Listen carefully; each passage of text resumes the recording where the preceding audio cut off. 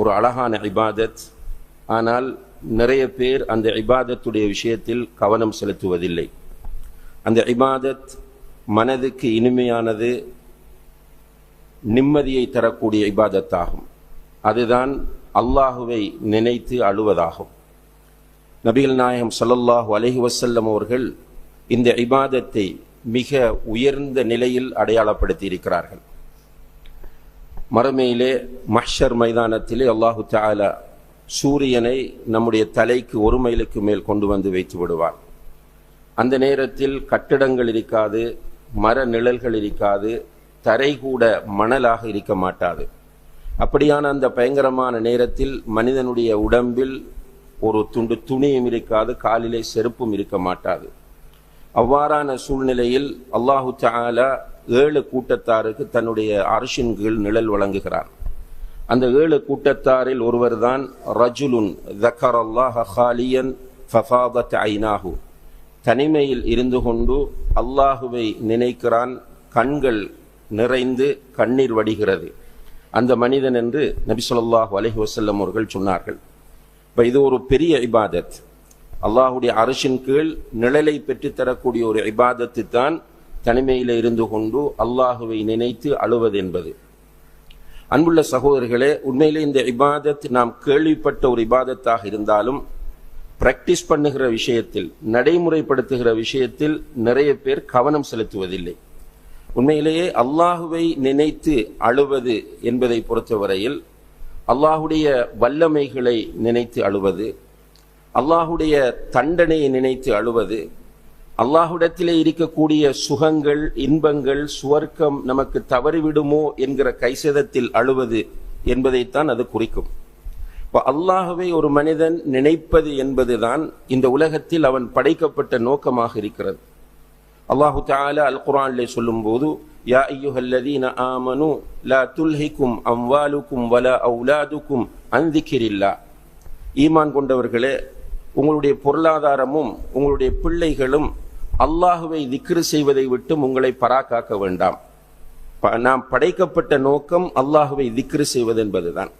அல்லாஹுவை திக்ரு செய்வது என்பது 2 வகைப்படும்.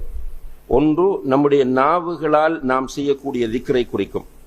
இந்த திக்ரும் கூட, நம்முடைய நாவினால் நாம் செய்யக்கூடிய திக்ரும் நம்முடைய உள்ளத்தை மென்மையாக்கக்கூடியது, நம்முடைய உள்ளத்தை அமைதிப்படுத்தக்கூடியது. அல்லாஹு தஆலா வذாக்கிரீன அல்லாஹ கஸீரன் வذாக்கிராத்.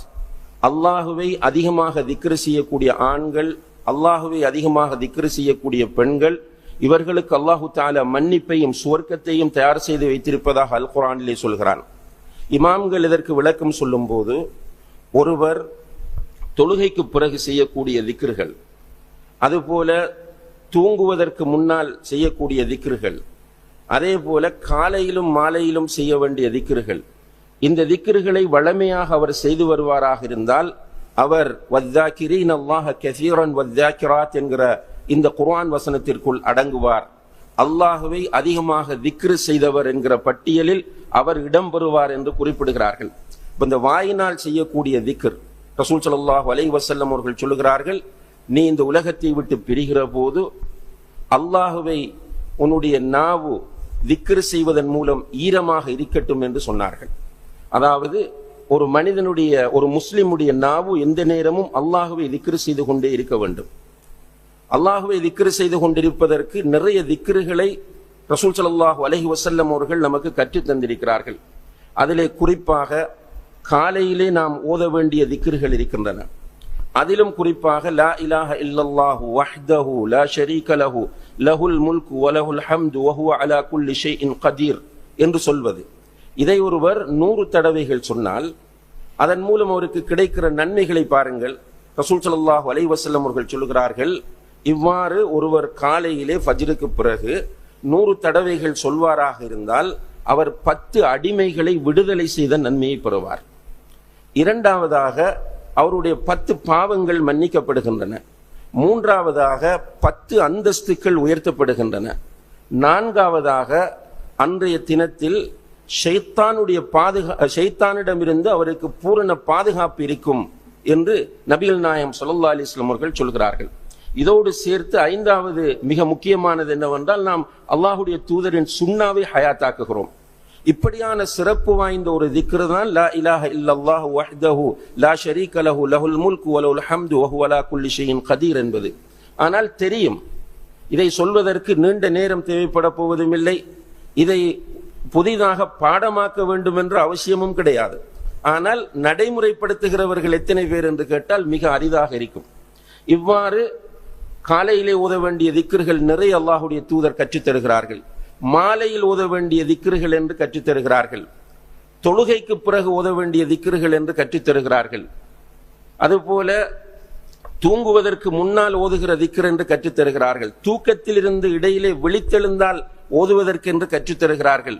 அதுபோல தூக்கத்தில் இருந்து எழும்புகிற போது ஓதுவதற்கென்று திக்ருகளை கற்றுத் தருகிறார்கள். இவ்வாறு நம்முடைய நாவினால் சந்தர்ப்பங்களில் நாம் ஓத வேண்டிய திக்ருகள் இருக்கின்றன. இது அல்லாமல் பொதுவான சில திக்ருகள் இருக்கின்றன. உதாரணமாக லா ஹவுல வலா குவத்த இல்லா பில்லாஹ், இது எல்லோருக்கும் தெரிந்த ஒரு திக்ர். இது வாங்கு சொல்லும் போது முஅத்தின் ஹய்யா அலல் ஸலாஹ் ஹய்யா அலல் ஃபலாஹ் என்று சொல்லும் போது நாம் லா ஹவுல வலா குவத்த இல்லா பில்லாஹ் சொல்லுகிறோம். இது ஒரு சந்தர்ப்பம்.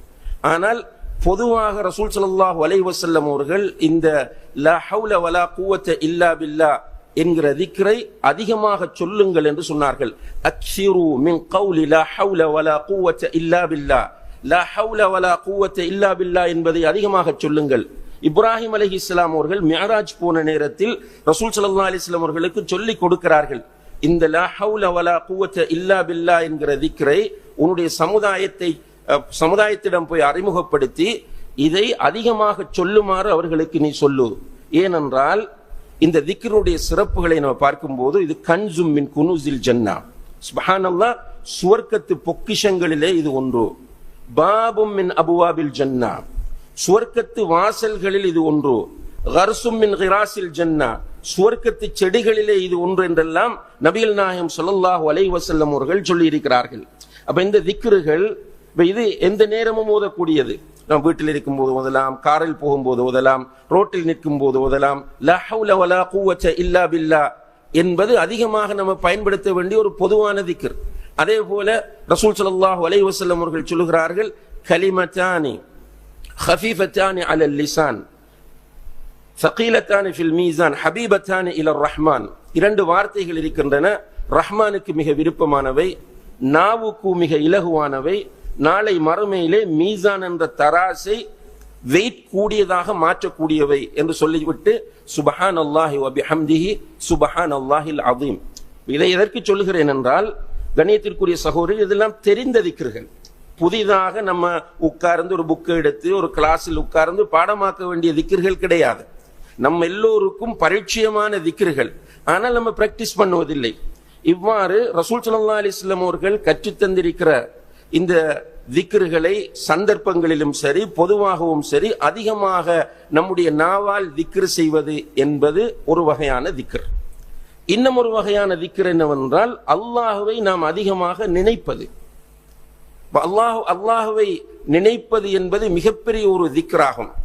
அல்லாஹுவை எப்படி நினைக்க வேண்டும் என்று கேட்டால், நம்முடைய ஒவ்வொரு சந்தர்ப்பத்திலும் அல்லாஹ் குர்ஆனிலே சொல்கிறான், யذ்குரூனல்லாஹ கியாமன் வ குஊதன் வ அலா ஜுனூபிஹிம். அவர்கள் நிற்கும் போதும் அல்லாஹுவை நினைப்பார்கள், இருக்கும் போதும் அல்லாஹுவை நினைப்பார்கள், படுக்கும் போதும் அல்லாஹுவை நினைப்பார்கள். சுப்ஹானல்லாஹ். இதனுடைய அர்த்தத்தை பற்றி பேசுகிற சில தஃப்சீர் ஆசிரியர்கள் சொல்கிறார்கள், இப்ப நிற்கும் போது ரோட்ல நிற்கிறோம். ரசூல் ஸல்லல்லாஹு அலைஹி வஸல்லம் அவர்கள் சொன்னார்கள், ரோட்ல நிற்காதீர்கள். சுப்ஹானல்லாஹ். தெருவிலே நீங்கள் நிற்க வேண்டாம், வீதிகளிலே நீங்கள் நிற்க வேண்டாம்.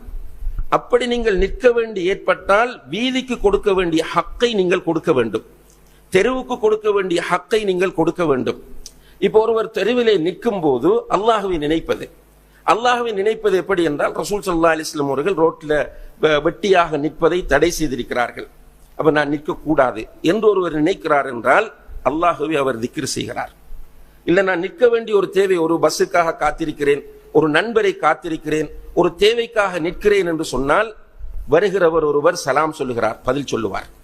ஏன் பதில் சொல்லுவார் என்றால், பாதையில் நீங்கள் நின்றால் பாதைக்குரிய ஹக்கை கொடுங்கள். பாதையில் உள்ள ஹக்குகளிலே ஒன்றுதான் யாராவது சலாம் சொன்னால் அவருக்கு பதில் சொல்வது. அதே போல பாதையிலே நிற்கிறோம், முன்னால் பெண்கள் போகிறார்கள், பார்வையை தாழ்த்தி கொள்வது. இதுவும் பாதைக்கு கொடுக்க வேண்டிய ஹக். இதை அல்லாஹ்வை நினைத்த நிலையில் அவர் செய்ய வேண்டும். அல்லாஹ்வை, அதனாலதான் உலமாக்கள் சொல்லுவார்கள், எந்த ஒரு அமலும் அல்லாஹ்விடத்திலே கபூல் செய்யப்படுவதற்கு 2 நிபந்தனைகள் இருக்கின்றன. அதிலே முதலாவது நிபந்தனை இஹ்லாஸ்.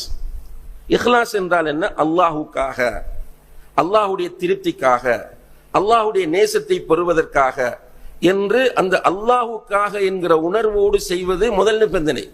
இரண்டாவது நிபந்தனை நபிகள் நாயகம் ஸல்லல்லாஹு அலைஹி வஸல்லம் அவர்கள் காட்டிய முறையில் செய்வது. இப்படி செய்கிற போது அந்த அமல் ஏற்றுக்கொள்ளப்படும் என்கிறார்கள். அப்ப இது ஒரு அமல். ரோட்ல நிற்கிறோம், ஒருவருடைய பொருள் கீழே கிடக்கிறது, அதை எடுக்கிறோம். ஒரு பெரிய அமௌண்ட் பணம் உதாரணமாக, அந்த பணத்தை நம்ம எடுக்கிறோம். எடுக்கும்போது அல்லாஹுடைய நினைவு வருகிறது. சுப்ஹானல்லாஹ், இது யாருடைய சொத்தோ யாருடைய பணமோ கையில எடுக்கிறோம். உடனே இது பற்றிய மார்க்க தீர்ப்பை கேட்கிறோம். ரசூல் ஸல்லல்லாஹு அலைஹி வஸல்லம் அவர்கள் சொல்லுகிறார்கள், அப்படி நீங்கள் ஏதாவது ஒன்றை புறக்கி எடுத்தால் அதை 1 வருடம் உங்களிடம் வைத்துக் கொள்ளுங்கள். அந்த 1 வருடத்திற்கு அதை நீங்கள் விளம்பரப்படுத்துங்கள். அதனுடைய அடையாளங்களை சொல்லி விளம்பரப்படுத்துங்கள். உரிமையாளர் வந்தால் அதற்கிடையில், அந்த 1 வருடத்திற்கு இடையில் அதனுடைய உரிமையாளர் வந்தால் கொடுத்து விடுங்கள். அதுவரைக்கும் நீங்கள் பயன்படுத்தக்கூடாது. 1 வருடம் தாண்டிய பிறகு அந்த பொருள் உங்களிடம் இருக்கிறது, அவர் வரவில்லை என்றால் நீங்கள் பயன்படுத்தலாம், அதை நீங்கள் பயன்படுத்தலாம். ஆனால் அதற்கு பிறகு உரிமையாளர் வந்தால் கொடுக்க வேண்டும். ஆனால் பயன்படுத்துவதற்குரிய காலக்கெடு 1 வருடம். இப்ப இந்த இடத்துல இதனுடைய சட்டத்தை நான் சொல்ல வரவில்லை. அதாவது அந்த பொருளை புறக்குகிற போது அவருடைய மனதில் அல்லாஹ் என்னை பார்த்து கொண்டிருக்கிறான் என்கிற உணர்வோடு அதை புறக்குவது. அதே போல கொஞ்சம் தூரம் போகிறார், ஒரு போத்தல் உடைந்து அதனுடைய செதில்கள் கிடக்கின்றன. நினைக்கிறார், இதை நாம விட்டுட்டு போனால் யாருடைய காலிலாவது குத்திவிடும். ரசூல் ஸல்லல்லாஹு அலைஹி வஸல்லம் அவர்கள் சொல்லுகிறார்கள், அல் ஈமானு பிதுஉன் வ சித்தூன அவ் சபஊன ஷுபா. ஈமான் 60க்கு 70க்கு மேற்பட்ட கிளைகளை உடையது. அஅலாஹ லா இலாஹ இல்லல்லாஹ், அதிலே மிக உயர்ந்தது லா இலாஹ இல்லல்லாஹ். வ அத்னாஹ இமாத்தத்துல் அதா அனித் தரீக், இதிலே மிக குறைந்தது, ஈமானில் மிக குறைந்த நிலை பாதையிலே மக்களுக்கு தொல்லை தரக்கூடியவற்றை கண்டால் அகற்றி விடுவது. இப்ப இதை புறக்கி அகற்றுகிறார். அந்த நேரத்தில் அல்லாஹுடைய நினைவு அவருக்கு வருகிறது. வீட்டிலே நண்பர்களோடு உறவினர்களோடு உட்கார்ந்திருக்கிறார், அதான் சொல்லுகிறது அல்லாஹு அக்பர், அல்லாஹு. உடனே அல்லாஹுடைய நினைவு வருகிறது. முக்கியமான கெஸ்ட், வீட்டுக்கு வந்திருப்பவர்கள் விஐபிஸ். ஆனால் அதான் சொல்லுகிறது ஹய்யா அலஸ் ஸலாஹ் ஹய்யா அலல் ஃபலாஹ். அந்த நேரத்தில் அல்லாஹுடைய நினைவு உடனே வருகிறது. பள்ளிவாசலுக்கு செல்கிறார். அகிமிஸ் ஸலாத்த லிதிக்ரி, என்னை நினைவு கூறுவதற்காக வேண்டி, என்னை திக்ர் செய்வதற்காக வேண்டி தொழு என்று அல்லாஹ் சொல்லுகிறான். ஓடி வந்து தொழுகிறார்.